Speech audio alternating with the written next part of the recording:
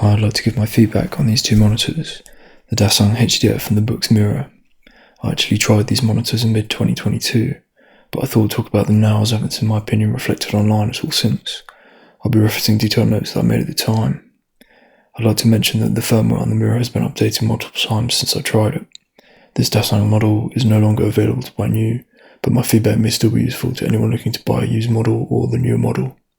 Also, I get very severe eye strain, so my feedback on the visual properties of these monitors may not be relevant to someone who has no visual difficulties. So I found the Dasung Paperlike HD-F to be a lot more easy on the eyes than the Boox Mira. I'd experienced around 4 to 5 times more pain using the Boox Mira than the Dasung Paperlike when using either monitor for the same amount of time. However, this is just my experience, and as I previously mentioned, someone without any vision related issues may not notice the difference at all, or they might have to use the monitors for a long period of time before they do. For me, I think the difference in eye comfort is due to both the monitor's firmware and the physical screens themselves. Regarding the firmware, the Mira has 4 modes: speed mode, video mode, presentation mode, and text mode. I found the speed mode to be too disorientating for me due to ghosting and flicker. The video mode was better in these aspects, however the image was a bit more degraded and fuzzy. This is the mode I felt most comfortable in and used the most. The image was clearer on the presentation mode and the text mode, but the refresh rate in these modes was understandably very slow. The light and dark contrast settings I rarely changed from the default, as I felt most of the time they had a negligible effect or just made the image worse. But like I mentioned, the Mira firmware has been updated multiple times since then, so it may be worth finding out to what extent it's improved. Whereas on the Dasung I found that there were various modes where the image quality was good, where I didn't notice any negative effects of ghosting or flicker, and where the contrast adjustment controls could be used to further optimize the picture.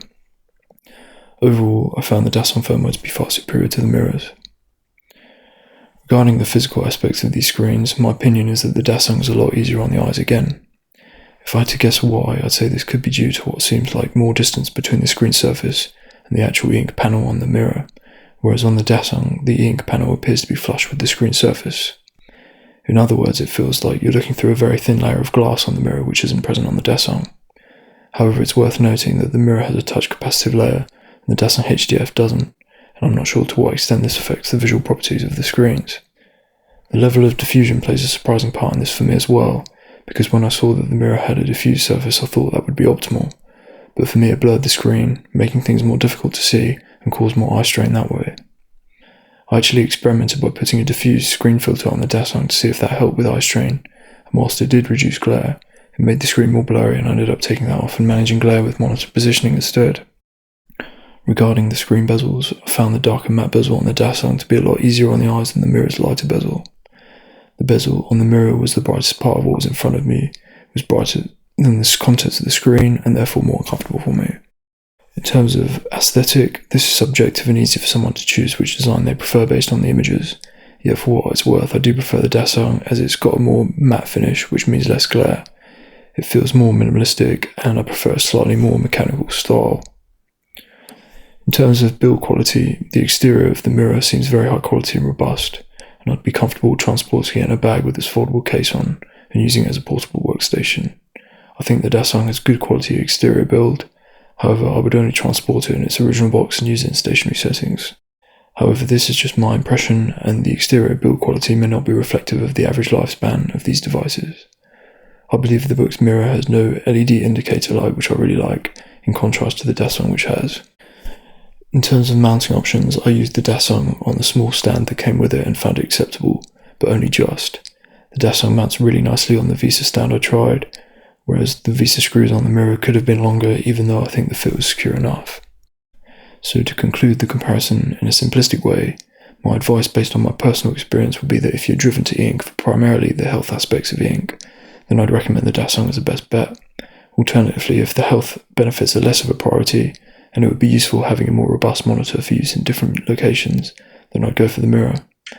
It feels like the Mira has been packaged up very nicely but is lacking internally in terms of firmware, and doesn't have as high quality eye care properties in my opinion.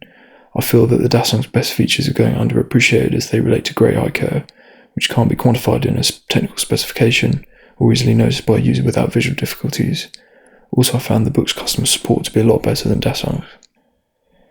It would be very interesting to hear from anyone who has a vision related issue and has tried both a Dasung and Boox monitor. It It would be great to see if there is any kind of consensus in terms of optimal eye care. Lastly, I'd like to talk about the new Dasung Paperlike model. I'm disappointed to see that there is one less mode. I don't like how the numbered modes have been changed to video, graphic or text mode, when on this model the modes would not correlate to those use cases. I don't like the more stereotypically modern design. It didn't need to be any slimmer. I don't like how the £700 monitor is attached to a stand by magnets and looks like it could be knocked off. I don't like the introduction of more LEDs on the device. In my opinion, the new settings buttons have an invasive, distracting look, and the whole monitor looks off balance as these are located on the side. However, despite these negative points, I would still consider the new Dasung to be a best bet over the Mira if prioritising eye care based on its predecessor. A positive is that the new Dasung looks like it has a more robust exterior. However, I hope this has not come at a cost of the monitor being less easy on the eyes due to a thicker, more protective layer over the ink panel. I think it would be a shame if these negative changes were a result of the Mira being introduced to the market.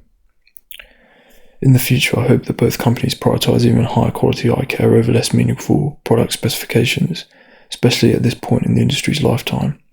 But having said that, I would love to see them develop a weather-resistant product that could be used outside, which doesn't compromise on the eye care properties of the monitors. I feel that there is potential for Dasung to showcase the high-quality eye care aspects of their monitor through additional information, branding, testimonies, or expert opinions, for example. Overall, it's great that these monitors both exist, and I hope they can both further develop whilst potentially serving different use cases.